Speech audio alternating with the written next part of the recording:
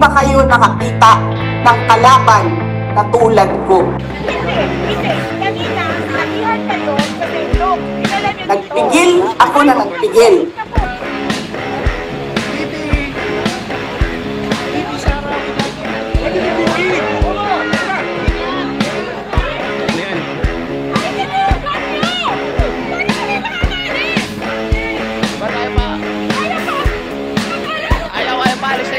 Palisin nyo yan!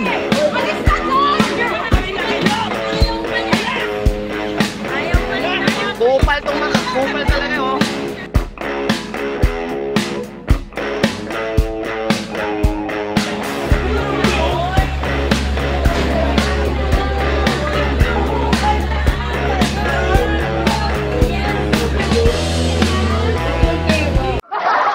Ano?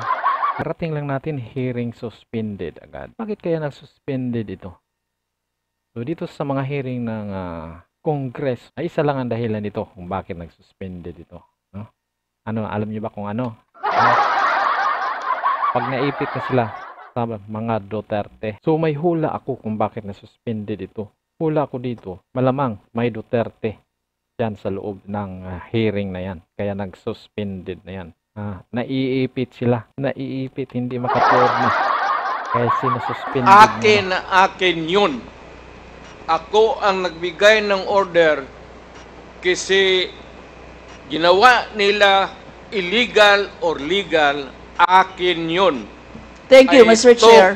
I take full responsibility for it. Thank you, Mr. Chair. Yun po yung tanong ko. Yung families of innocent extrajudicial killings, kayo din. File the case in court. Mr. Chair. Walang problema. Nandiyan ang korte. Yes, Mr. Chair. Second question ko. Responsable kayo kasi polisiyan nyo yon. Kumbaga, tatak Duterte. Dahil polisiyan nyo rin yan, tama ba? Sa Davao. Nung nasa Davao pa kayo. Tama ba na tawagin po itong Davao model or Davao style? Mr. Chair? I cannot control the semantics. Mr. Chair, yes or no? Abroad. Davao style? Do not ask me to answer yes or no. You are not an investigator. Mr. Chair, tayo po ay nasa investigasyon kasalukuyan, Yes, Mr. but you Chair. are not an investigator. Why are you asking me to answer Mr. Chair, yes or no? tinatanong ko lang naman. Point of Session order. suspended. O yan, kita nyo. Basta may Duterte, suspended What is the yan. point? Honorable Vice President? Ang sinasabi ko sa inyo, bakit nyo kine-question ang due process? Tanungin nyo ang appointing authority, bakit niya tinanggap ang resignation letter? Madam Vice President, Yes, sir. we will, wala pa po tayo dun sa usapin na yun. Sa anong usapin, sir? Later po sa binabanggit po ninyo. Sa anong Wala usap- pa po tayo sa period of interpellation. Bubuksan ko pa lamang po ang period of interpellation. Yes, sir. Nandun na kayo sa topic. Hindi po tayo nag-i-interpellation ngayon. Madam Vice President, nag-uusap po muna ang mga miyembro. Yes, so, sir. please do respect. Yung Yes, mga, I am very respectful.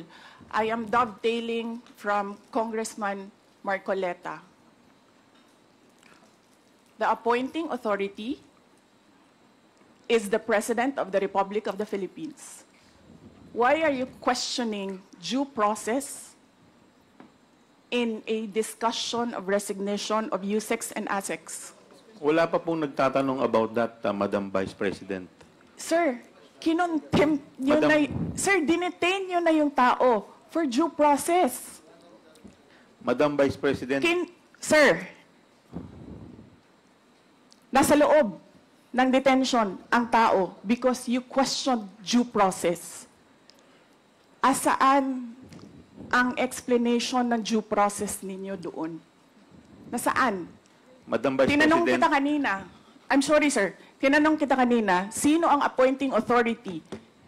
USEC ng ASEC. Anong sagot mo? Secretary. Hindi mo alam. Hindi pa po ako nagsumasagot. Hindi mo. Nakita kita, sumagot. Camera. Yari sa kamera. Kita kita sumagot. Sinabi mo, Mr. Secretary. Chairman, motion to Hindi suspend. ninyo alam lahat One na minute, ang President. nag-a-appoint One ay minute President. suspension is declared by the chair. Oh, sabi ko nga sa inyo eh, pag may Duterte, suspension yan eh. Para wag nyo kasing suspended. Hearing suspended kasi kayo agad eh. Ha? Labanan nyo. Kayo kasi hearing suspended agad ako eh. Laking ibang magagawa eh. Hearing suspended. Labanan nyo. Kulong nyo. Kulong nyo. Siga-siga kayo sa mga pulis, ha? Mga ibang mga resource person dyan. Siga-siga nyo, kulong nyo agad. Yan, kulong nyo. Kulong nyo yan, dalawa na yan. Bakit yung suspended hearing, ha? Bakit hearing suspended? Kulong nyo. Para, yun nga sasabihin ko sa inyo, hindi kayo patas eh, hindi kayo pantay eh. Kaya nga visit na visit yung mga taong bayan sa inyo dahil bias kayo, hindi kayo pantay, ha? Ha? Maging pantay kayo.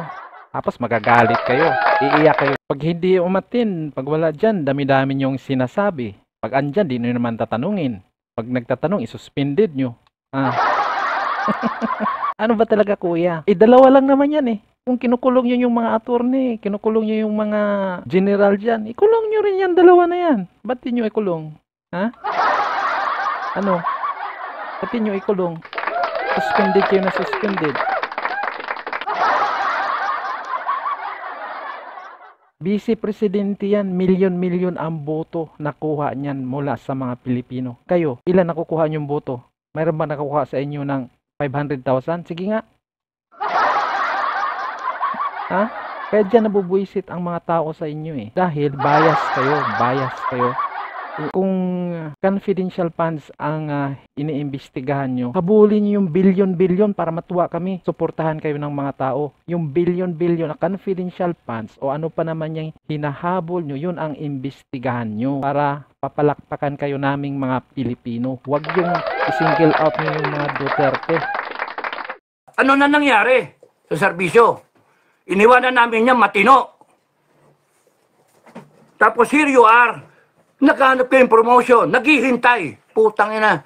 Dapat kayo, ang iniisip nyo, AFP, kung paano matitigil ito. Simple, doon kayo sa tama. Ano ba yung tama? Tama ba yung nakawan? Tama ba yung may droga? You get the president to take a hair follicle drug test. That's the right thing to do. Huwag nyo nang hintayin ang taong bayan ang magpapadrug test. Magkakalasog-lasog yung presidente na yan. Buta na threat to na the national security, threat to the life of the president. Tarantado! The president is the threat to the future of this country. Putangin na nyo, hayop kayo. Ginagago nyo Pilipino. Nasaan na yung pera? AFP, kung nung pa kayo tumayo, mabebenta ba yung ginto? Mabebenta ba? Kung tumayo kayo, AFP, matatransfer ba yung 89 billion? Nung PhilHealth? Ano yung Marley Kapan? 250 billion. Nasaan na? Tapos magagastos ba yung budget? Hindi pa tapos ang taon, ubos na yung budget, wala nang pera. Ano gagawin natin? Tangan ng presidente yan. O tapos magtatapang-tapangan ka ngayon, BBM. Ang ina ninyo.